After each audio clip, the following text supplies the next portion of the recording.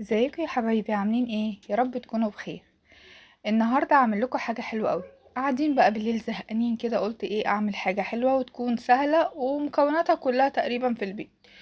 هنا عندي اعمل لكم طبعا من المقادير شفتوها، يبقى انا هعمل كيكه، وهعمل كيكه تحفه. كانت اسفنجيه وزي العسل. طبعا المكونات بتاعتي دقيق. انا حطيت حوالي كوبايتين كده، وبعير الكوبايه اللي بعير بيها الدقيق بعير بيها كل حاجه. حطيت كوباية سكر وحطيت كوباية لبن بالوش بتاعه بخيره يعني.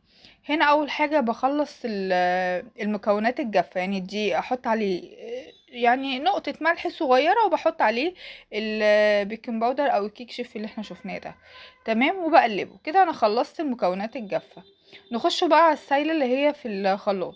3 بيضات، انا بعملها ب3 بيضات، بتبقى هشة وزي العسل. تمام.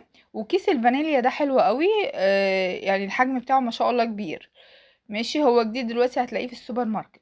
الحجم بتاعه كبير. بحط عليه طبعا البيض، يبقى احط عليه الفانيليا، كوباية السكر، هحط كوباية اللبن. امشي ورايا خطوة خطوة كده، هخليكي أستاذة في الكيكة. وأنا بحب أحط عليها كوباية زيت. بتساعدها على اللي هي تترفع كده وتبقى هشة. وما بحط السمنة أو زبدة، أنا بحط وش اللبن. العلبة دي أنا أي لبن بجيبه بحوش الوش بتاعه، وعلى الفريزر لما بحتاجه بطلعه يفك شوية واخد منه. حطيت حوالي معلقتين كبار وش اللبن. تمام، واديها بقى ايه ضربة حلوة كده. ادمج كل المكونات على بعض. بس ما بضربهاش كتير، عشان انا ببقى مش عايزة اخرج الهواء من المادة السائلة اللي فيها. يعني المواد السائلة دي اللي هو البيض واللبن والسكر والحاجات اللي انا حطيتها، ما بحبش اضربها كتير. يا دوبك كده تتجانس مع بعضها، واحطها بقى ايه على الدقيق والكيك شيف اللي انا حطيته وذرة الملح. وتقليبة حلوة كده بالمضرب اليدوي عادي خالص. مش محتاجة اللي انتي تضربي بمضرب بتاع الكهرباء. يعني زي ما انتوا شايفين كده، انا بضربها لحد بس ايه ما ادمج كل المكونات مع بعض. عايزه اقول لكم اللي هي طالعه والله تورته مش كيكه، يعني هي ما شاء الله طلعت حلوه قوي. انا بصوا بقلب كده لحد ما الدقيق يدوب خالص ويندمج مع المكونات السائله اللي عندي. وهنا الصينيه عندي ادهنها بصي رشه زيت. وبحاول ان انا يعني اخلي الزيت كله في قلب الصينيه. من تحت بقى ومن على الجناب، والحروف كلها لازم تاخد مسحة زيت كده. تمام. عشان خاطر الكيكة بتاعتك ما تلزقش. وهرش رشة دقيق، بس رشة الدقيق تبقى تحت، ما تبقاش في الجناب. ليه؟ لان الدقيق لو في الجناب مش هيخليها تترفع معاكي، هيبقى تقيل عليها وهي بتترفع في الصينية مش هتنفش. لكن خليه بس من تحت. تمام. وبحط الخليط بتاعي، وانا طبعا كنت مولعة الفرن. لازم تولعيه قبل ما تستخدميه، ايه قبل ما تحطي فيه الكيكة، عشان لازم يبقى سخن. وما تخليش اي بقى ايه حتت كيكة كده من الجناب.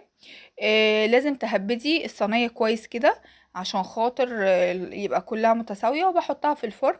ماشي، بتحطيها على شبكة او فوقيها صاج. بص اللهم بارك. اخدت معايا نص ساعة، بصوا الجمال والعسل. وما شاء الله نافشة وزي العسل، بصوا. والله كانت سخنة هنا، يعني المفروض استنى عليها شوية عشان اقدمها. لا، انا قدمتها وهي سخنة، بصوا الجمال. انا هوريكوا شكلها حتى من تحت عاملة ازاي.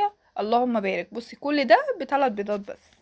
بص انا بضغط عليها وهي سخنة، بوريكوا الطراوة اللي فيها. بصوا بشيلها وبلفها، شايفين؟ ولا بتفرول مني ولا اي حاجة، كانت زي العسل. انا هنا بقى كنت عامله لها صوص شوكولاته. انا بستخدم شوكولاته سما، انا بحبها قوي بصراحه. هتلاقيها في السوبر ماركت متوفره كتير يعني. عملت الصوص كده، حطيت عليه شويه لبن وحطيته على حمام بخار. وبحطه، والله كانت لسه سخنه، يعني هما كانوا مستعجلين عليها بقى. ده جوع اخر الليل ده يا جماعه. فانا بقى ايه نزلت بالصوص بتاعي كده اللي انا كنت عاملاه عليها كده كلها، يعني هزينها كأنها ايه تورتايه صغننه كده وبسيطه وسهله، من غير اي تكلفه ومن غير اي تعب. بصوا الجمال. بص الصوص بتاعي ثبت كمان، مع انها والله كانت سخنه. يعني انا هقطعها قدامكم دلوقتي، هتشوفوا البخار وهو طالع منها. وقدميها بقى مع الشاي بلبن وبألف هنا على قلبك يا حبيبتي. متنسوش بقى الاشتراك واللايك والشير.